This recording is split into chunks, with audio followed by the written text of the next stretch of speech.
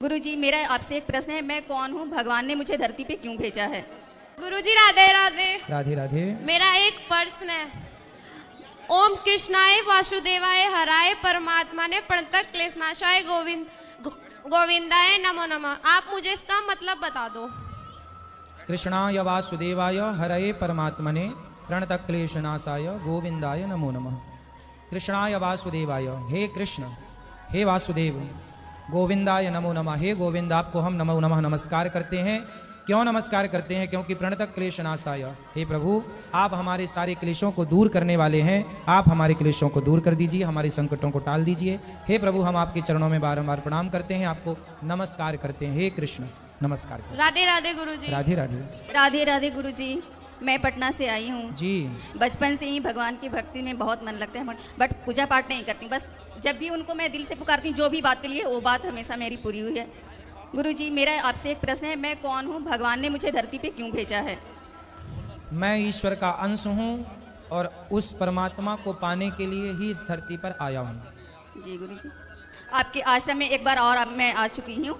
8 दिन पहले, 8 दिन रही थी, फिर दोबारा आज आई हूँ। खुश रहिए, आपका आशीर्वाद पाना चाहती हूँ गुरुजी। प्रसन्न रहिए, प्रसन्न रहिए। गुरुजी, बोलो बोलो। क्या आप फ्यूचर भी देखते हैं? फ्यूचर देखने की जरूरत ही नहीं है। देख भी लो तो जो होना है उसे टाला नहीं जा सकता। इसलिए जो आ रहा है उसे प्रेम पूर्वक ग्रहण करो और भगवत चिंतन करो। फ्यूचर कोई जान भी ले, दशरथ जी को पता था कि मेरे राम को वनवास जाना पड़ेगा, जान करके भी क्या वो बदल पाए? आपको पता चल जाए कि फलाने की मृत्यु फलाने तारीख को है, तो क्या आप बदल पाओगे?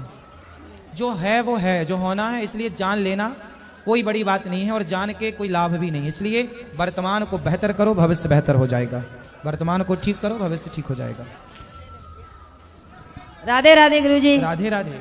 गुरुजी, मैं पहला भक्ति करती थी महादेव जी, अभी करती हूँ मेरे श्याम सुंदर राधा जी, दोनों ही मेरे जोड़ो साथ में है। मैं द्वारका से लेके आई हूँ। कैसा वो द्वार, अभी मैं महादेव जी की भक्ति नहीं कर सकती। अभी मेरे मन लग गया श्याम सुंदर में, राधे रानी में। क्या सही है क्या गलत है, आप बता दो मेरे को। भगवान शिव की कृपा जब होती है तभी मन श्याम सुंदर में लगता है, ये समझना चाहिए। ठीक है? क्या सही है क्या गलत है? सही है मैया, गलत नहीं है। राधे राधे राधे गुरुजी। राधे राधे। मेरा एक प्रश्न है जी। मैं पढ़ना तो चाहता हूँ पर मेरे पढ़ने में मन नहीं लगता।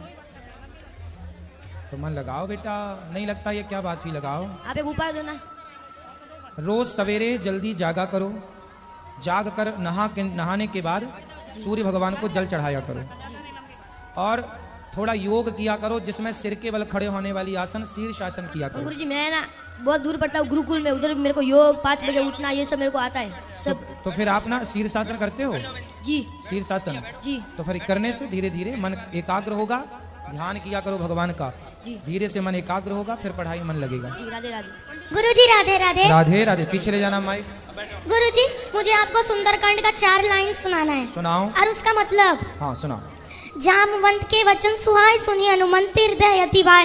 तब लगी मोहि पर केहू तुम भाई, सही दुख कंद मूल फल खाई। जब लगी आवो सीता ही देखी, होई काज मोहि हरस विशेषी। इसका मतलब? इसका मतलब हम बताएं, क्या बताओगे? जी हम आप बताएं। बताइए। अच्छा। यस। जामवंत के वचन सुहाए।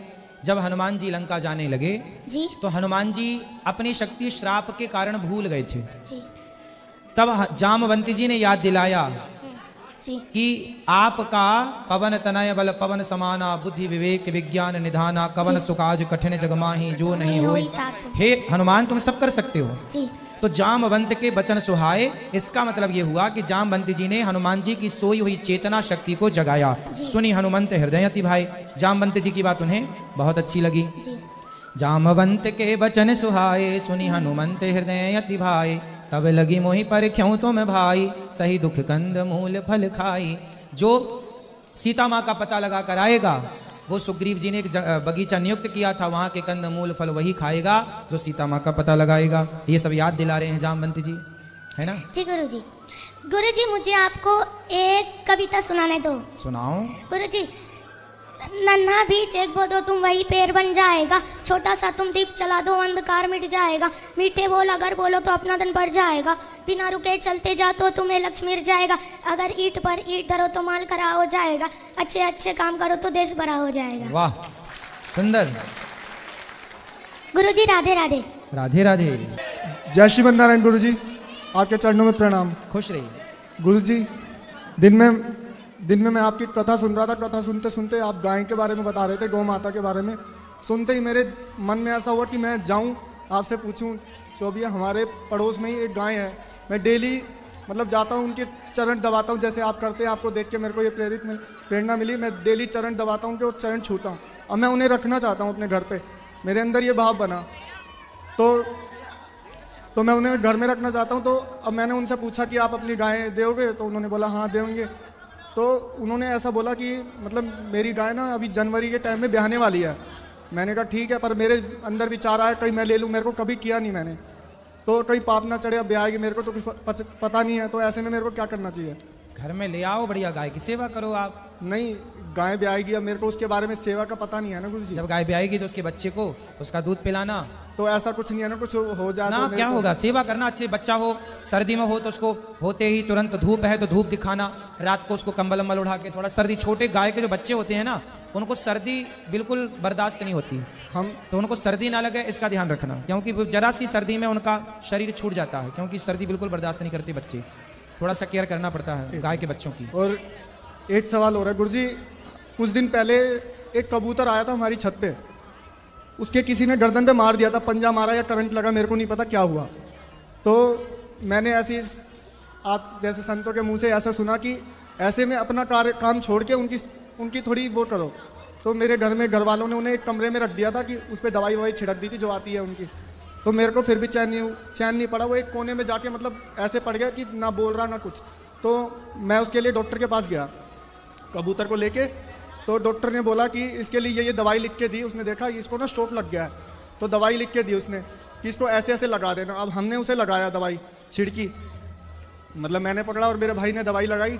तो करते करते उसको दवाई झीली नहीं, क्या नहीं हुआ। वो हाथ में उसने आंखें बंद कर ली, वो मर गया। और हाथ में आते ही मतलब मैंने जब उसे नीचे रखा ना, मेरे को ऐसा नहीं लगा वो मर गया, तो लगा तो उसकी गर्दन एकदम टेढ़ी हो गई। अब मैं तो मेरा उसी टाइम आंसू निकल गए, रोने लग गया मैं। पता नहीं क्यों रोने लग गया, मेरे को नहीं पता। ठीक है, आपने तो कोशिश की, प्रयास किया, अब उसका अब मेरे घर वाले मतलब कह रहे मेरे को पाप का दुख नहीं है कि मेरे को पाप लगेगा। पाप नहीं, वो तो आपने उसके भले के लिए सब कार्य किया। अब किसी का भला करते समय यदि उसकी मृत्यु हो जाए तो वो अच्छा काम किया। जो आपको करना था वो आपने किया। और उसके बाद मैंने उसका ले जाके अंतिम संस्कार जैसे करते हैं, गड्ढे में दबा के फूल वूल जो डालते हैं, वैसे मैंने किया। अच्छा है। और एक सवाल हो रहा है गुरुजी। हाँ, हमारे घर में शालेग्राम जी हैं। शालेग्राम जी जो होते हैं, क्या वो सफेद भी होते हैं? शालिग्राम भगवान सफेद नहीं होते, जहां तक हो सकता होते हो, मैं ये कैसे कहूं कि नहीं होते, लेकिन मेरे पर काले ही देखे गए हैं, सफेद देखे नहीं गए। काले ही हमने आज तक देखे, हमने सफेद का दर्शन लेकिन किया। अब मैं जो पूजा करता हूँ, अब तो मैं उन्हें भगवान मान चुका हूँ। भगवान तो देखो कण कण है, प्रत्येक कण भगवान है, सबको भगवान मान लेने में। तो अब क्या करना चाहिए मेरे को? रखो, पूजा करो, ठीक है, चलते रहे वैसे जैसे होता है। धन्ना जाट ने सामान्य नदी में बहते पत्थर गुरुजी ने लाकर दे दिया, बोलिए भगवान है, और वो सामान्य पत्थर की सेवा की है, उसी से भगवान प्रकट होकर धन्ना को दर्शन दिए। तो भगवान भाव के भूखे हैं, भगवान असली नकली पत्थर नहीं होता। जहां आपका भाव जम जाए वहीं से भगवान प्रकट हो जाएंगे। गुरुजी और एक चीज और बताइए, गुरु चरणों में प्रीति कैसे हो? कथा सुनो बस, कथा से। राधे राधे गुरुजी, आपको प्रणाम। राधे राधे। जय श्री राम मित्रों, राधे राधे। हमारे चैनल को लाइक और सदस्यता जरूर ले लीजिएगा। जय श्री राम बोलो, राधे राधे, सीताराम सीताराम।